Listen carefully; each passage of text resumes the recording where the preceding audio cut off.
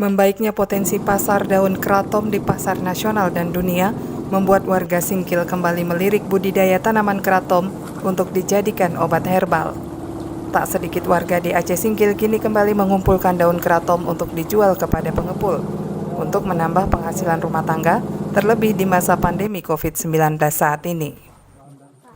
Kratom atau biasa yang disebut oleh warga setempat dengan nama bulung sendik adalah tanaman yang banyak tumbuh di daerah tropis, termasuk di Aceh Singkil.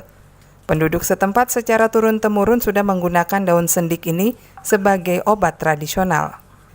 Khasiatnya yang beragam membuat daun ini mempunyai nilai ekonomi yang tinggi, sehingga tak heran jika banyak warga termasuk ibu rumah tangga yang mulai menggeluti usaha ini. Mereka mengumpulkan daun kratom dari hutan dan kemudian menjualnya kepada pengepul untuk kemudian dijadikan ramuan herbal.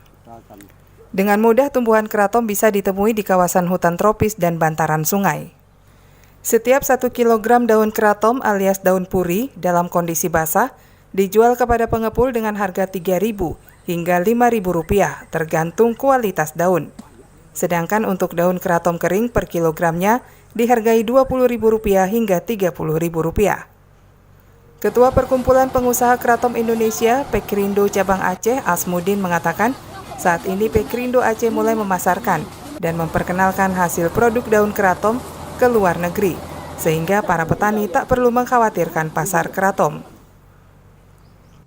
Harinya itu baru kisar 5 ton daun basah, di mana daun basah itu kita terima dari petani, kita timbang, tapi kita kembalikan juga ke petani lagi untuk dijemur. Namun terlebih dahulu daun kita cuci, setelah kita cuci baru kita bagikan ke petani lagi untuk dijemur dengan kuota 100 kilo per rumah tangga. Jadi sehingga penghasilan masyarakat itu bisa. Senada dengan itu, Ketua Umum Pekrindo Indonesia, Yosep, mengatakan kratom merupakan tumbuhan endemik yang banyak terdapat di beberapa hutan tropis di Indonesia. Dengan membudidayakan kratom, artinya warga juga bisa menjaga kelestarian hutan. Membudidayakan atau mengerjakan kratom ini untuk penghasilan ekonomi mereka, ini akan membantu pemerintah dalam menjaga atau memberikan kemudahan dalam melestarikan hutan itu sendiri.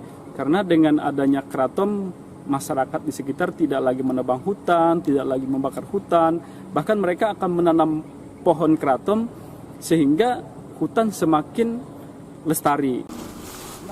Pemerintah Republik Indonesia melalui Kementerian Pertanian telah mengeluarkan Keputusan 104 tahun 2020 yang menetapkan tanaman kratom sebagai tanaman obat atau herbal.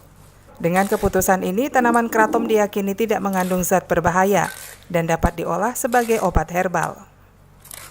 Nazarudin melaporkan dari Kabupaten Aceh Singkil.